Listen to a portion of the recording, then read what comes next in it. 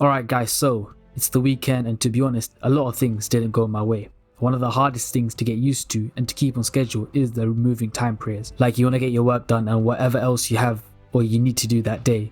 And by the time you finish, then it's like 9, 10 p.m. and you haven't done your training. The reason why I train late is because there's less people in the gym and familiarity as well, to be honest. As I started changing myself and my schedule, I started spending less time with my family simply because of the fact that I wake up earlier than them, which means that I sleep earlier than them too. It's hard because my family are nocturnal peoples, and I think all Bengalis are like that, to be honest. But to achieve the things I need to achieve, I just need to try and wake up earlier and do what I need to do, even if that means waking up and falling asleep earlier than my family. The sacrifice has to be made. Unfortunately, they don't understand my sudden change in behavior. Waking up a lot earlier than usual and sleeping and getting tired after 8 p.m. They don't understand why I fall asleep, in the living room towards the end of the day, but I just need to keep doing what I need to do and move past their judgment. I know I'm not the only one who's going through this phase where you kind of feel disconnected with your family and when you have made that decision to live on your timeline, and once you start seeing the results from your actions, and hopefully they finally understand. But until then, you just gotta keep doing you, I can't lie. They don't understand why I'm in my room all day. They really be thinking I'm sleeping all day, but obviously not. Like 95% of the time they don't check at all and what I'm doing, and the one time they do, I'm literally sleeping, so I'm always losing. When I started waking up early, I'd get work done to the best of my abilities, but I'd always fall asleep afterwards, and that's when my parents would get out of their beds and obviously to their surprise, I'd be sleeping. But it is what it is, man. As long as you know the situation, it's fine. Sometimes I want to tell them, but I'm just like, you know what, yeah, it's too long. I have to explain everything from like day one. I guess you could say that this is my fault, but I just want to let my actions and results do the talking, the results from growing my YouTube channel and my community. But if you want to succeed, you gotta have this mindset of, oh, it's the weekend, I can finally chill and relax. I mean, if you're happy and content with the situation, then fair enough, you don't need to be listening to this. But I know most people aren't, and I'm certainly not happy with my situation, that's for sure. My neighbours were playing some dead music on the weekends, I can't lie. And obviously me and my sister, we got schoolwork to do, etc. So obviously I had to knock on the door and tell them, hey, by the way, you need to lower your music as we're working. We can hear your music from the walls, it's that loud. And it's dead. Well, I didn't say that part. Their reply was, oh, it's just the weekend, we're just having fun. I'm just like in my head, I'm like what? I'm like, what the bro? But if most families are in a shitty situation, how can you have the time to take your weekends so lightly, But then I realized that so many people are like this. They drag their life from Monday to Friday, and then they get crazy for 2 days, and then drag their feet again from Monday to Friday to repeat the same cycle again and again. Me personally, that is not how I want to be living. I want every day to feel important and worthy, even if it's not perfect in my eyes. But at least I'm not dragging my feet and my life from one day to the next. You know what I'm saying? And so if you want to be the very best, like no one ever was, you gotta use your weekends meaningfully. That's not to say that you can't have fun, but at least do something that helps your future. Maybe when you're a baller, then you could go batshit crazy on a weekend, but until then, we got work to do, ladies and gentlemen. So today I decided to do cardio/GPP, general physical preparedness work. I played football on a Saturday and my body was aching, most likely because my body is not conditioned properly for football. It's my first time playing football in months since my injury, and I've completely lost my conditioning stamina for football. My calves give out and cramp, and I believe that my legs have lost its endurance for football. So I decided to implement some GPP work to increase my endurance in sports. Before I speak on GPP further, I wanted to quickly give you guys a little miracle that happened to me.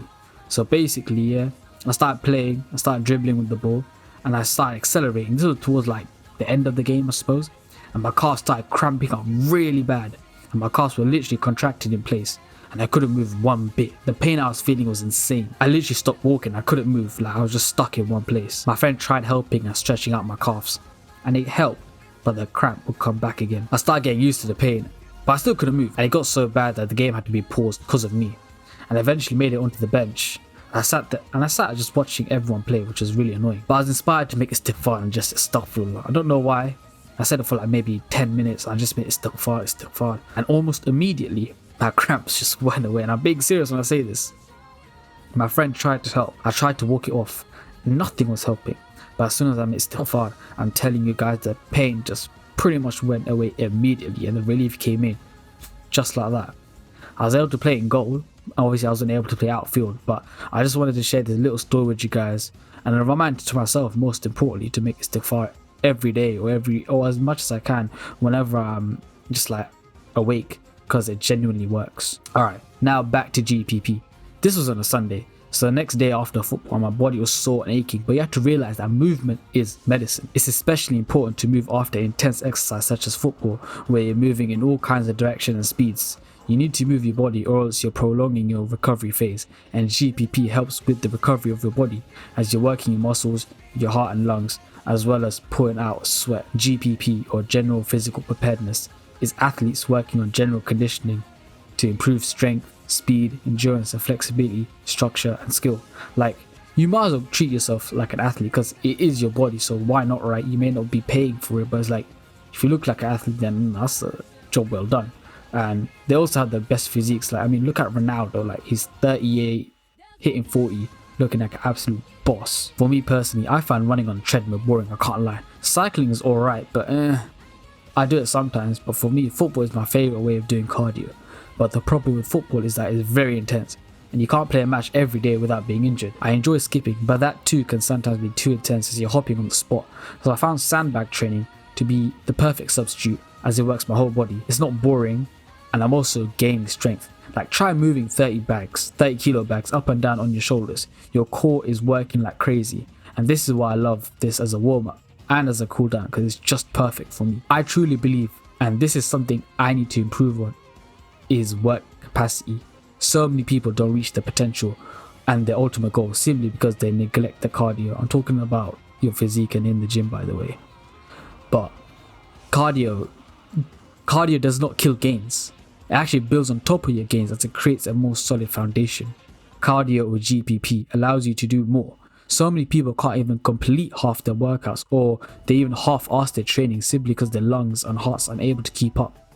You know, you may have a lot of muscle, but your heart and your lungs are also very important. If they can't keep up with the demands of your body, and if they're weak, then what's the point of having all this extra muscle for no reason? Do you understand? You're always going to lose, as you are strong as your weakest link, and most people's weakest link is their work capacity, i.e. their stamina.